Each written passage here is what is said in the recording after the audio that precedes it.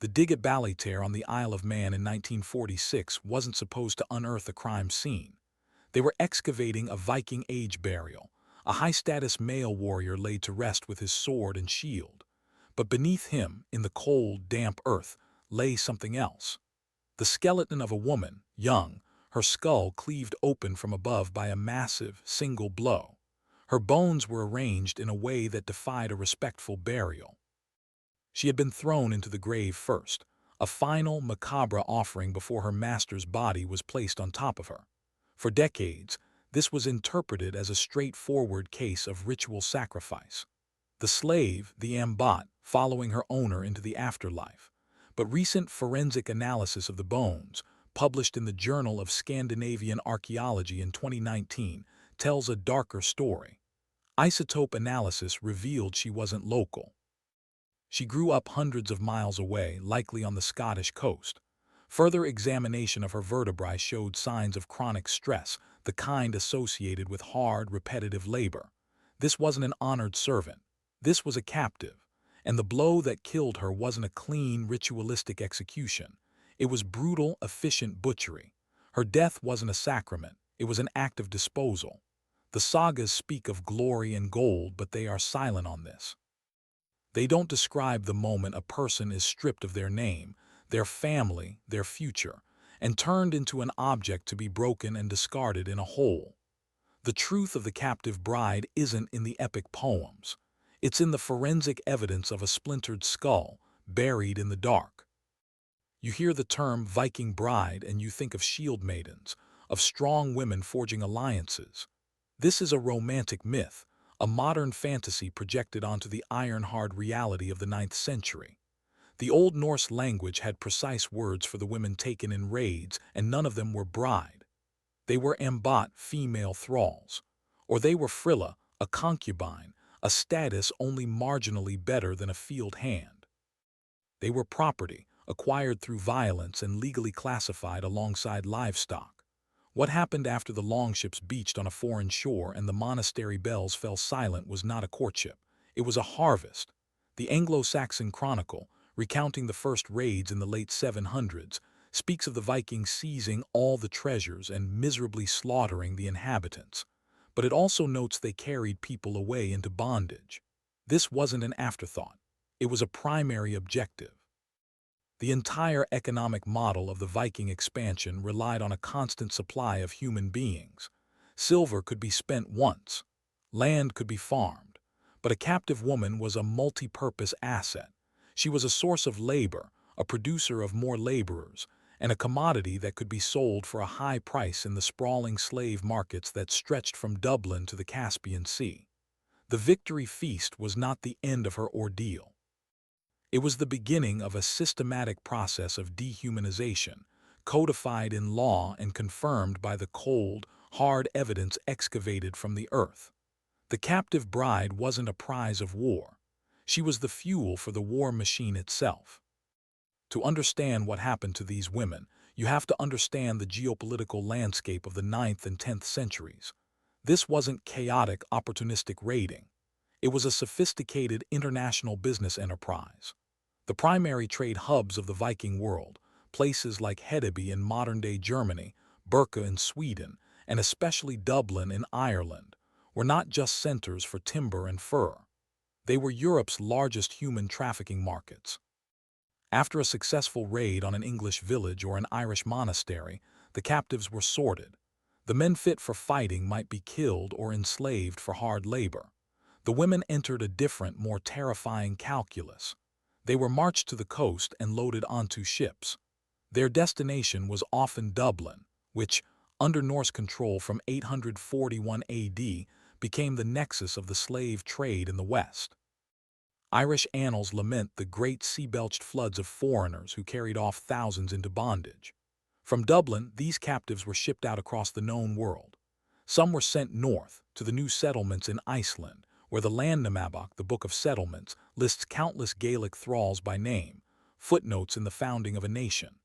Others were shipped east, across the North Sea to Hedeby, and from there down the river systems of Russia to the great markets of the Byzantine and Abbasid empires. Arab chroniclers like Ibn Fadlan described the tall, fair-skinned Sakaliba slaves sold in these markets, women who had begun their journey in chains, on the shores of the Irish Sea. This was the system, an industrial-scale network designed to turn human lives into silver dirhams and political power. The process of selection began the moment the fighting stopped, amid the smoke and ruin of a captured settlement. It was a cold, pragmatic assessment, devoid of emotion. Not all captives were deemed worthy of transport. The very old, the very young, or the seriously wounded were often killed on the spot. They were considered liabilities, unable to survive the brutal journey ahead. The ideal captive bride, or more accurately, thrall woman, fell within a specific age range, typically between 12 and 25. This was the nexus of peak fertility and physical resilience. The 10th century Persian geographer Ibn Rusta, describing the Rus Vikings, noted how they examined captives for their health and strength, much like a farmer inspects livestock. They would check teeth for signs of disease, feel the muscle tone of limbs, and assess what one chronicler called breeding signs.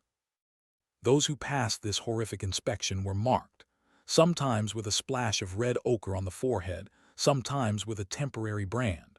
This mark signified ownership. It separated the disposable from the valuable.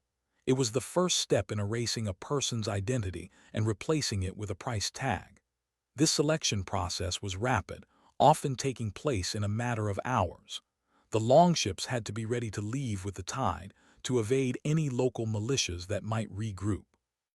In that short window, a woman's entire world was dismantled. Her family was gone, her home was destroyed, and her future was now in the hands of men who saw her not as a human being, but as cargo. If you value this kind of evidence-first history, pulled from the stark records of the past, subscribe to The Sealed Room.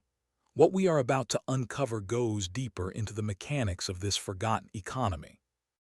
The journey by sea was the next filter in this brutal system of natural selection.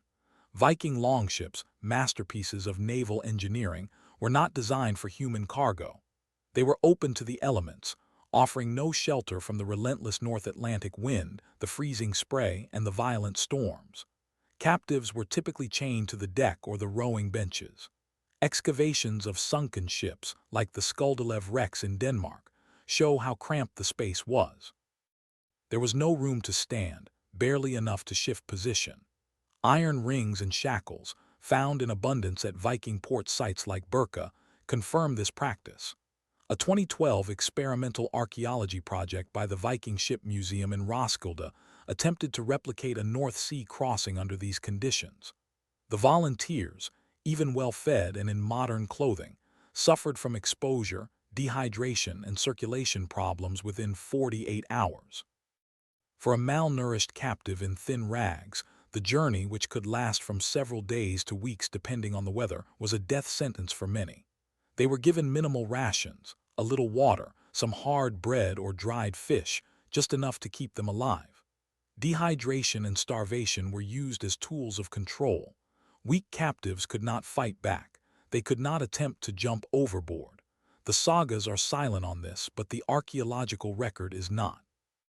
Mass graves found near coastal landing spots, like the one unearthed at Weymouth in England, contain the bodies of young men and women who likely perished during or immediately after such a journey.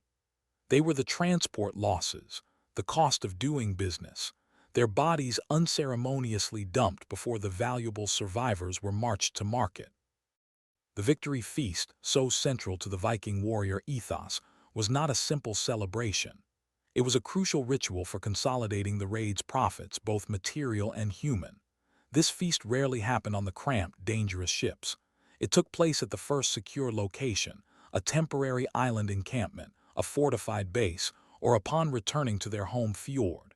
Here, the plunder was divided. Silver, weapons, and armor were distributed according to rank and deeds in battle. Then came the distribution of the women. This was not a chaotic free-for-all. It was a structured, hierarchical process designed to reinforce the warband's command structure and prevent internal conflict. The jarl or chieftain always had the first pick. His chosen woman was a symbol of his success and authority. After him came his chief lieutenants and ship captains. The remaining captives were then divided among the common warriors, often by casting lots, runes, or marked sticks drawn from a helmet. At this moment, a captive woman was formally and publicly assigned to her new master. She had no voice, no choice. Often, she didn't even speak the language of her captors. This public distribution was a legal act in the context of Norse customary law. It established ownership in front of witnesses. Any warrior who later interfered with another's captive would be guilty of theft, a serious offense that could be punished by outlawry or death. The feast that followed, with its heavy drinking and feasting on stolen livestock, was a celebration of this new order. For the warriors, it was a bonding ritual. For the captive women, it was the final confirmation of their new reality as property. Once assigned to a master, the captive woman's legal identity was erased. She ceased to exist as a person and became an object under the law. The surviving medieval Scandinavian law codes, such as the Icelandic Gragaz and the Norwegian Gulating law, are brutally clear on this point. A captive woman, an ambot, had no legal rights. She could not own property. She could not testify in a legal proceeding. She could not refuse her master's sexual demands. Any children she bore belonged to her master, not to her, and were born into servitude as thrall-born. The relationship between a master and his captive was not marriage in any sense recognized by Norse law. It was ownership. He could sell her, trade her, gamble her away, or even kill her with little to no legal consequence. The law codes did address violence against captives, but only through the lens of property rights. If another man assaulted or killed a captive, he wasn't charged with rape or murder. He was charged with damaging or destroying another man's property and had to pay the owner compensation, a fine known as wergild, but set at a fraction of the value for a free person.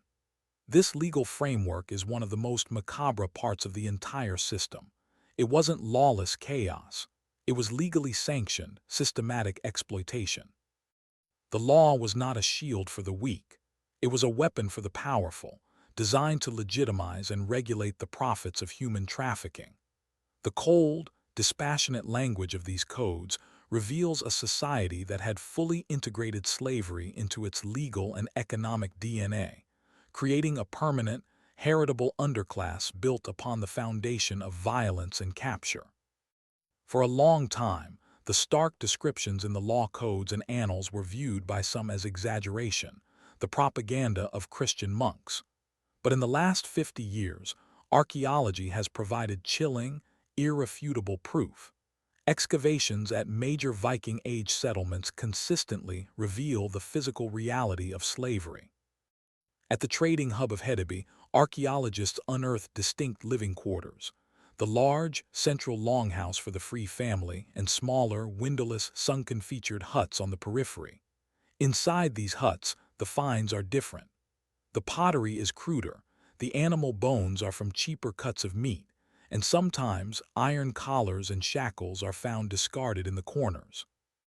A 2017 osteoarchaeological study from Lund University analyzed skeletal remains from a Viking-era cemetery in Sigtuna, Sweden. By examining bone chemistry and stress markers, they could distinguish between the local free population and non-local thralls. The thralls, many of whom were women from the British Isles and Eastern Europe, showed clear signs of a life of hardship: higher rates of healed trauma, joint disease from excessive labor, and evidence of severe malnutrition during childhood, visible as harassed lines in their bones. This is the story the sagas don't tell. It's the story of aching backs, of gnawing hunger, of sleeping on a cold floor. It's the physical evidence of a society built on a brutal class divide, a divide so absolute that it was literally etched into the skeletons of its victims. The cold earth does not lie. The bones, excavated 1,000 years later, bear silent witness to the daily, grinding reality of being a captive bride. The children born from these forced unions entered a complex and cruel legal and social twilight zone. They were not considered part of their father's lineage. They were thrall-born, a status they inherited from their mother. According to the law codes, these children were the property of their mother's owner from birth. While they might not face the same daily hardships as a newly captured thrall, their lives were circumscribed by a thicket of legal and social restrictions. They could not inherit land or significant property from their free father. This was crucial in a society where land ownership was the bedrock of wealth and status. It ensured that the established families maintained their power, preventing the dilution of their estates. They were also barred from holding high office or acting as a key witness in serious legal disputes. Their word was legally worth less than that of a freeborn man. The sagas are filled with characters whose lives are shaped by this stigma. The insult of being called thrall-born was one of the most severe in the Norse world, often leading to bloodshed. While a path to freedom existed, it was difficult. A master could choose to formally free a thrall-born child, a process called leisingi, but this was an economic decision, not a moral one. A freedman still owed obligations to his former master's family. Full social acceptance might take generations. This system created a permanent, self-perpetuating underclass that provided a stable source of labor for Norse society. The captive bride's ordeal did not end with her. It was passed down into the blood, a legacy of bondage that shaped the lives of her children and her children's children. For those who value deep, documented history, consider supporting our work on the Sealed Room. By subscribing, you enable us to keep digging into these forgotten stories. Was there resistance? The records are sparse, written by the victors and rarely concerned with the perspective of the enslaved, but fragments of defiance flicker in the dark. The Icelandic Laxdæla saga tells the story of Melkorka, an Irish princess captured and made a concubine by a Norse chieftain. For years, she pretends to be mute, a silent protest and a way of protecting her identity. It is only when she secretly teaches her native Gaelic to her son that her noble origins are discovered. While the saga frames this romantically, the core of the story is one of profound psychological resistance. Most attempts at defiance were not so subtle, and they were almost always met with overwhelming force. Legal records mention punishments for defiant thralls, which ranged from whipping and branding to mutilation, like the cutting of Achilles' tendons to prevent running away. Outright violence was met with death. A fragment from an Icelandic legal text details the case of a thrall woman who killed her master with a seax, a small knife, while he slept. She was taken to the local thing, or assembly, where her execution was ordered. She was tied in a sack and drowned, a common punishment for those who upset the social order in the most extreme way. Archaeology occasionally provides macabre hints of these final, desperate struggles. The 2009 excavation of a mass grave of Vikings at Ridgeway Hill in Dorset, England, revealed one skeleton, a woman, with deep cut marks on her hands and forearms, classic defensive wounds. She had fought back against her executioners. She failed, but the marks on her bones are a testament to her final act of defiance, a silent scream preserved for a millennium. A woman captured in a raid on the coast of Northumbria did not necessarily end her days in Norway. The Viking trade network was a vast, interconnected web, and she was now a product to be moved to where the price was highest. Her physical appearance became a key factor in her fate. Arab merchants in the east, who traded extensively with the Rus Vikings via the Volga and Dnieper River routes, prized tall, fair-skinned, blonde women. Accounts from writers like al-Masudi describe these women being sold for exorbitant prices in the markets of Baghdad and Constantinople for the harems of wealthy caliphs and emirs. A captive with these features was more likely to endure the grueling, months-long river journey east. In contrast, Celtic women from Ireland and Scotland, often darker-haired, were more commonly sold within the Norse world itself. They were taken to the burgeoning settlements in Iceland and the Faroe Islands to become farm laborers and domestic servants. Isotope analysis confirms this stark reality. A 2021 study by the Max Planck Institute examined skeletons from Viking Age graves across Scandinavia. By analyzing strontium isotopes in tooth enamel which reflect the geology of where a person grew up, they proved that a significant percentage of the female population, especially in rural graves, were non-local, originating from the British Isles, the Baltic, and Slavic lands. This wasn't migration. This was forced relocation on a massive scale. A captive bride's face, her hair, the color of her eyes, these were no longer parts of her identity. They were commercial traits that would determine whether her final destination was a frozen farmstead in Iceland or a gilded cage in the heart of the Abbasid Caliphate. Sometimes the line between slave and sacrifice blurred completely, and the captive bride's journey ended in a ritual of unimaginable terror. The most famous account comes from the Arab diplomat Ibn Fadlan, who in 922 witnessed the ship funeral of a Rus chieftain on the Volga River. He describes how, after the chieftain's death, one of his slave girls volunteered to be sacrificed and buried with him. The process he documents is a macabre, 10-day ritual. The girl is dressed in fine clothes, feasted, and passed from tent to have sexual intercourse with the chieftain's chief warriors. They told her this was to honor her master. On the final day, she was led to the ship where her master's body lay. There, she was given an intoxicating drink, forced to sing, and then strangled with a cord by an old woman known as the Angel of Death, while other men stabbed her repeatedly with knives. Her body was then placed beside her master, and the ship was set ablaze. For a long time, scholars debated whether Ibn Fadlan's account was exaggerated, but archaeological discoveries like the Ballytere burial on the Isle of Man and other double burials where a richly adorned male is buried with a violently killed female suggest such practices were real. This was the ultimate expression of ownership. The captive woman, who was her master's property in life, was forced to become his property in death as well. Her life, her body, and her final, terrifying moments were consumed in a public display of power and pagan belief, a final, horrifying end to a journey that began in violence and servitude. The system was so efficient, so profitable, that it developed a momentum of its own. But what happened when foreign raids became too costly, or when defenses in places like England and France became too strong? The machine still needed to be fed, and the evidence suggests that when foreign sources dried up, the system turned inward. The Norse began to prey on their own. In the Viking Age trading town of Ribe in Denmark, a 2019 ground-penetrating radar survey revealed a large, previously unknown burial pit on the outskirts of the old market. Subsequent excavation uncovered a mass grave containing over 60 skeletons, predominantly female, all dating to the mid-9th century. They showed signs of malnutrition, and many had unhealed injuries consistent with violence. This looked like a typical slave burial pit.